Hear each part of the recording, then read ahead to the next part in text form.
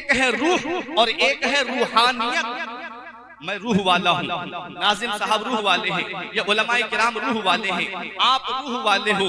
लेकिन जिसे रूहानियत हासिल हो जाती है, जिसे रूहानियत का मकाम हासिल होता है, अल्लाह तबारक व तआला उसके नाम को मिटने नहीं देता है। सदियां गुजर जाती है लेकिन वो लोगों के दिलों पे हुकूमत करते नजर आते हैं। अब आप कहोगे रूहानियत की मिसाल तुम्हारे पास क्या है, तो मैं आपको दूर लेके नहीं जाऊंगा। आओ कलियर शरीफ में लेकर के चल रहा हूँ। वहाँ एक अल्लाह का नेक बंदा आराम फरमा है, वहाँ अल्लाह का एक मुकद्दस वली आराम फरमा है। तारीख में जिसका नाम साबिर पाक कलियरी मिलता है। साबिर पाक कलियरी के बारे में तो आप जानते ही होंगे। जब ये पैदा होने वाले थे तो आका हजरत इमाम जाफर सादिक तशरीफ लाते हैं ख्वाब में और कहा कि तुम्हारी गोद में जो बेटा आ रहा है वो जलाली है, उसका जलाल बहुत ज्यादा होगा। हजरात साबिर पाक के जलाल के बारे में आता है कि मेरे साबिर पाक का जलाल का आलम तो ये था कि हुजूर साबिर पाक को जब आप पैदा हुए थे तो इनको दाई ने बगैर वुजू के हाथ लगा दिया था, तो ऐसा लग रहा था जैसे उसके जिस्म में जलन पड़ने लगी हो। हुजूर सैयद साहिब किबला की आमद हो चुकी है, बड़ी खुशी की बात है। कुछ ही देर में आले रसूल की आमद मिंबर नूर पे होगी। आप करीब से आले रसूल का दीदार करेंगे।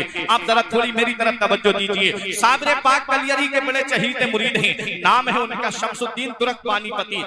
हम बका बोलते तो हैं लेकिन इसका मतलब हम नहीं जानते। साबिर पाक ने फरमाया वक्त आने पे जवाब दूंगा। हजरात वो मुरीद थे, आज का मुरीद होता तो समझता हमारे पीर को बात मालूम नहीं है, हमारा पीर जानता नहीं है। शमसुद्दीन खामोश हो गए क्योंकि कुछ सवाल ऐसे होते हैं जिनका जवाब वक्त आने पे दिया जाता है। शमसुद्दीन पानीपती खामोश हो जाते हैं। हजरात यहाँ पहुंच के एक बात और मैं आपको बता दूं, अगर इंसान किसी आलिम से सवाल करता है, अगर इंसान किसी हाफिज से सवाल करता है और वो फौरन जवाब ना दे किसी मसलहत के तहत, तो इंसान सोचता है कि इसे ये सवाल का जवाब मालूम नहीं है।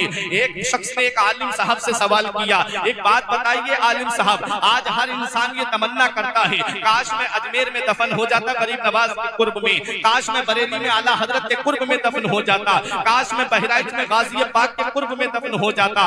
आज हर इंसान ये ख्वाहिश लेकर के बैठता है।